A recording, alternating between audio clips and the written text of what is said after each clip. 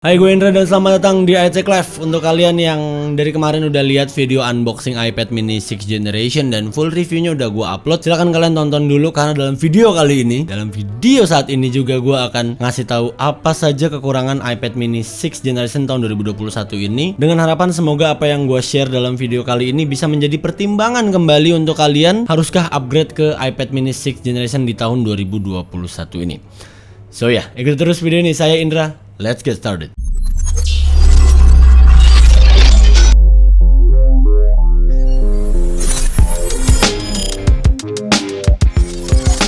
Jadi ya, jangan carikan saya kemana aja karena saya lagi asik sekali ya meminjam Nintendo Switch anak saya gitu. Kok seru. Dan by the way, dalam waktu dekat ini gue juga mau ada urusan keluar kota. Semoga aja gue masih bisa sempat bikin konten di minggu-minggu ini karena schedule sangat padat sekali ya. Next week kita udah harus membahas unboxing AirPods 3, MacBook dan kawan-kawannya. Seperti yang udah gue bilang kemarin, iPad mini 6th generation, iPad mini di tahun 2021 ini itu punya upgrade yang wah banget lah, dari desain, dari display, dari spek, dari semua-muanya lah bisa dibilang kayak gitu. Sampai gue bilang mirip kayak iPad Pro, jadi disebutnya juga kayak iPad Pro mini. Tapi kayak ya, bukan layak untuk disebut sebagai Pro line up-nya di jajaran iPad. But it's close ya, tetap ada kekurangannya. iPad mini 6 kemarin itu nggak sempurna-sempurna amat sebenarnya. Tetap ada kekurangannya, akan gue jelaskan dalam video kali ini yang udah gue rangkum poin-poinnya untuk kalian. Are you guys ready? Yang pertama ada di layarnya. Ya tapi kan bang, layarnya dia udah full display, betul juga. Kalau dibandingin sama seri 5, 4, 3, 2, 1 mah ya emang udah upgrade banget gitu. Cuman maksud gue layarnya ini nanggung. Kenapa nanggung? Nggak ada ProMotion display dengan refresh rate 120Hz. Lu ngimpi aja bang, mana ada iPad mini bakal dikasih Apple 120Hz. Apple kan nggak sebaik itu. Bener juga sih gitu. Tapi apakah mungkin mengimplementasikan ProMotion display di layar Liquid Retina display? Sangat mungkin. Mengingat iPad Pro di tahun 2018 line up pertama yang punya flat design itu udah pakai ProMotion display. Di iPad Pro M1 yang kemarin kita udah review ini juga dia layarnya Liquid Retina. So ya, kenapa ProMotion menjadi poin kekurangan yang pertama? Padahal itu kan segmented, hanya untuk gamer aja yang bisa ngerasain 120Hz.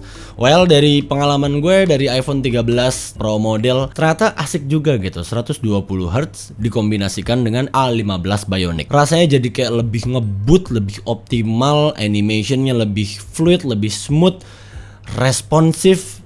Wah, parah dah. Tapi ya bukan berarti sekarang iPad mini 6th generation dengan A15 Bionic tuh lemot, patah-patah, enggak juga. Halus, cuman lebih asik lagi kalau dilengkapi dengan ProMotion 120Hz. Nah, berhubung kita ngomongin soal layar, ada juga pertanyaan dari teman-teman kemarin, bang, bahas soal Jelly Effect. Ya, Jelly Effect ini cukup heboh ya kemarin saat awal-awal unboxing iPad mini di seluruh dunia. Banyak reviewer yang notice soal itu. Honestly, jujur gue juga awal banget itu notice. Gue pikir, kan gue masih Nora ya, gue pikir itu adalah update iPadOS 15 yang baru. Jadi kayak ada efek begitu-begitu jiggling gitu lah. Pokoknya efek kayak jelly. Mungkin kalian ngelihat sedikit di footage pas pertama kali gue unboxing. Kenapa gue nggak bahas ini di full review kemarin? Karena setelah update iOS, pertama gue mikirnya kayak, wah ini jangan-jangan throttling lah apa dari chipnya segala macem. Tapi gue yakin kayaknya ini software deh gitu. Dan ternyata setelah gue update OS, itu fix, hilang. Bahkan setelah gue selesai bikin video unboxing itu, pas gue pakai iPad mininya dan gue udah update OS, udah hilang. Jadi kalau kalian swipe tuh udah kayak biasa lagi gitu. Kalaupun kemarin saat gue syuting full review masih ada, pasti akan gue bahas. Dan ternyata udah nggak ada lagi. So ya, berarti memang udah di fix atau di patch sama Apple di iPadOS 15.0.1. Poin berikutnya adalah untuk kekurangan iPad mini 6 di tahun 2021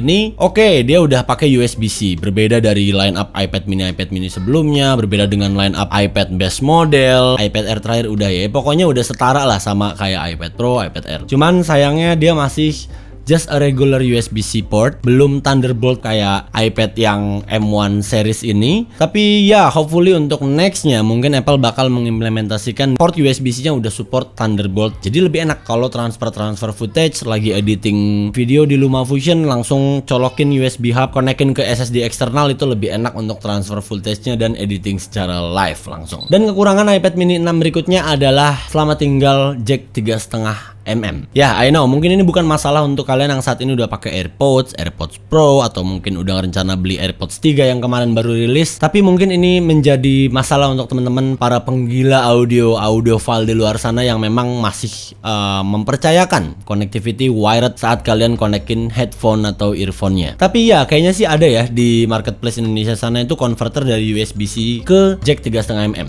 Karena kalau yang dari Apple itu kan lightning cable ke jack 3,5 mm. Sedangkan iPad mini tahun ini udah pakai USB-C. Lalu kekurangan berikutnya masih seputar layar nih, seputar display, yaitu bezelnya. Nah, sebelum kita bahas lebih detail soal bezelnya, ada yang mau lewat dulu nih. Check this out. Oke, sebelum kita lanjutin videonya, gue mau sharing dulu nih. Di zaman pandemi kayak gini dan semenjak di rumah aja, gue jadi punya new habit kayak browsing atau nonton film-film di rumah aja. Nah, terus kalau wifi di rumah gue lagi lemot, bermasalah atau mati, mau nggak mau gue harus beralih ke kuota, yang dimana itu pastinya jadi boros banget kan. Belum lagi ntar kalau pakai seluler data sinyalnya suka hilang-hilangan. Nah, untuk teman-teman pastinya kalian harus menjadi smart buyer untuk memilih provider yang pas dan menguntungkan buat tetap hemat di masa pandemi kayak gini. Dan menurut gue, Smartfren Gokil Max ini bener-bener jadi solusi untuk hiburan di rumah gue. Karena Smartfren Gokil Max punya kuota sebesar 36 GB, ada 12 GB kuota nasional dan 24 GB kuota lokal. Dan jangan lupa belinya khusus yang berlaku di daerah kalian ya. Kayak punya gue nih, Smartfren Gokil Max khusus untuk area Jabodetabek, dan gue dapat kuota lokal untuk area Jabodetabek. Terus ada juga ekstra kuota 70 GB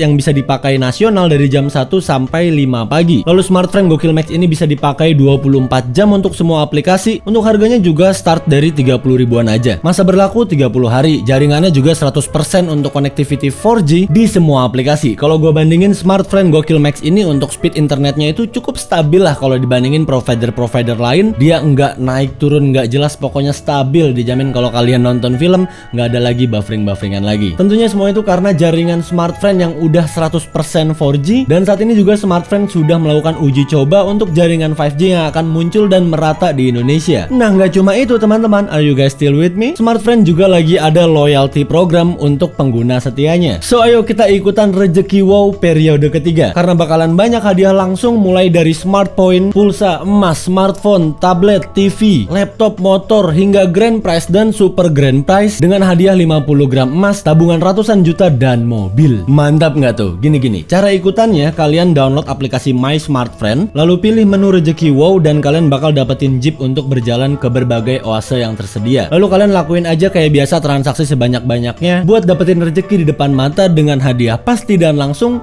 karena semua pasti bisa menang. So ya, jadi balik lagi di tengah pandemi begini, untuk backup cellular plan kalau wifi kita lagi trouble, pastinya Smartfren Gokil Max ini solusi banget karena punya kuota sultan dengan harga teman. Pastinya bikin makin hemat dan untung di masa pandemi. Punya kuota besar dengan speed yang kencang maksimal, tapi harga aman di kantong. Ini baru gokil. So ya, kita kembali lagi soal bezel di iPad mini 6 2021 yang lebih tebel. Ya, sebenarnya sih nggak tebel-tebel banget, karena kalau gue lihat dengan iPad Air Gen 4 itu bezelnya tipis-tipis lah. Memang nggak setipis kayak iPad Pro line up. Dan kemarin di iPad mini 6 generation itu juga gue bilang ini ketebelan bisa jadi karena layarnya nggak kecilan gitu, jadi nggak balance gitu. Kalau layarnya sedikit lebih besar lagi, mungkin akan proporsinya tuh lebih pas gitu, lebih balance. Tapi dari experience yang gue rasain saat gue mengoperasikan iPad mini 6 kemarin itu, gue sih nggak ada masalah ya, karena saat kalian gaming itu bakal jadi tumpuan ibu jari kalian, bakal enak banget untuk gripnya juga. Lalu untuk kalian gambar-gambar pakai Apple Pencil juga nggak ada masalah sama sekali yang gue rasain kemarin. Cuman buat gue apa ya, kayak kelihatan old banget gitu. Sekarang tuh udah zamannya yang bezel-less gitu nggak sih? MacBook kemarin aja udah tipis banget bezelnya. Nintendo Switch yang OLED model kemarin udah tipis lagi bezelnya. Jadi lebih kelihatan modern aja kalau misalnya bezelnya bakal bisa lebih tipis. Gue tahu Apple udah sangat bekerja keras sekali mengimplementasikan full display pada diagonal iPad mini.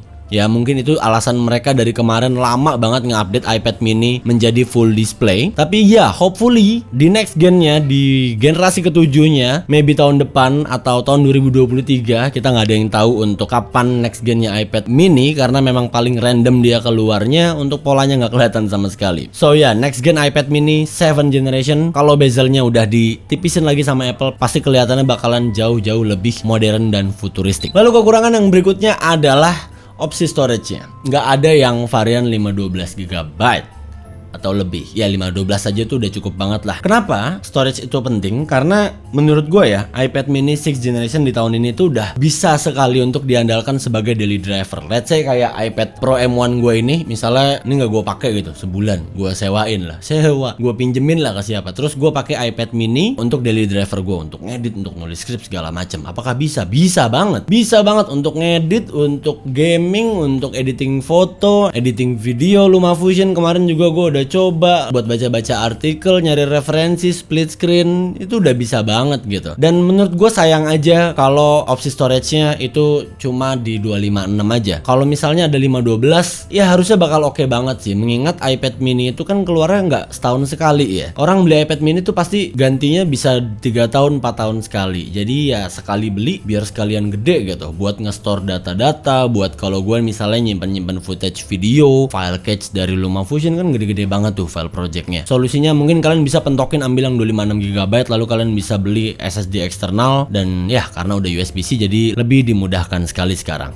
Ya mungkin itu aja kali ya untuk poin-poin kekurangan iPad mini 6th generation di tahun 2021 ini. Kalau kita rangkum lagi tadi ya, yang awal gue bilang soal ProMotion display 120Hz, lalu soal jelly effect itu nggak gue termasukin karena so far sejauh ini yang gue rasain gue nggak ngalamin isu tersebut lagi sampai saat ini. Lalu USB-C yang belum Thunderbolt, but that's fine. USB-C udah better karena udah future proof pastinya, dan nggak ada audio jack 3,5 mm. So sorry untuk teman-teman yang pengguna headphone atau earphone yang menggunakan kabel. Lalu bezelnya yang menurut gue tetap bakal kalian notice, oke ini tebel. Pasti kalian akan ngerasa gitu saat kalian udah ngeliat secara langsung iPad mini 6 ini. Dan yang terakhir opsi storage-nya yang dimana dia nggak ada di 512 atau mungkin 1 tera ya. 1 tera nggak mungkin sih, 512 tuh nggak ada. Ingat ya, capability, kemampuan si iPad mini 6th generation ini buat daily tablet driver tuh udah sangat-sangat mumpuni banget. So ya mungkin itu aja poin-poin kekurangannya, mungkin bisa jadi pertimbangan kalian. Apakah kalian bakal nge-switch, mungkin lebih milih untuk iPad Air Gen 4 yang layarnya lebih besar tapi chipsetnya di bawahnya iPad 6th generation, atau mungkin kalian akan ambil iPad Pro 2020 misalnya yang pakai chipsetnya A12Z, atau mungkin yang iPad Pro M1 sekalian gitu. Nambahnya banyak sih tapi. But ya, semua balik ke kalian. Semoga yang gue share dalam video kali ini juga bisa kembali menjadi pertimbangan kalian. Kalian boleh share di bawah pendapat kalian bagaimana, karena pasti komen kalian bakal diliatin sama teman-teman yang lainnya, dan semoga aja juga bisa membantu juga nih teman-teman di luar sana biar tidak terburu-buru keputusannya untuk upgrade iPad mini 6 di tahun 2021 ini. Mungkin ada rencana untuk upgrade iPhone dulu, atau mau beli AirPods dulu, atau mau beli MacBook, atau untuk hal-hal yang lain mungkin ya. Ya mungkin segitu dulu aja kali ya. Sesuai yang udah gue bilang tadi, dalam waktu dekat ini gue akan cabut keluar kota dulu. Buat kemananya nanti kayaknya akan gue vlogin sih. Terus pasti gue akan bikin konten juga sebenarnya, cuman sempet atau enggaknya gue masih belum tahu. Karena ya kita akan ada unboxing beberapa barang-barang nih. Baru nyampe juga iPhone 12 yang base model. Ini warna pink, warna incerannya bini gue. Terus ini ada iPad mini, iPad lagi, iPhone 13 mini. Jadi ya kita akan bahas iPhone 13 base model untuk yang varian 5,4 dan yang 6,1 inch base modelnya. Akan ada juga untuk Apple Watch Series 7, AirPods sedang dalam perjalanan, MacBook di awal November nanti. So ya, stay tune, subscribe untuk yang belum biar kalian selalu up to date dengan video-video iCek Live, video-video kayak gini, atau review-review Apple produk lainnya. Mungkin video-video rumor juga mengenai produk-produk Apple yang bakalan hadir di awal tahun 2022. Please like and share this video. Sehat-sehat untuk kalian semua. I'll catch you guys on the next video. Saya Indra, until next time. Goodbye.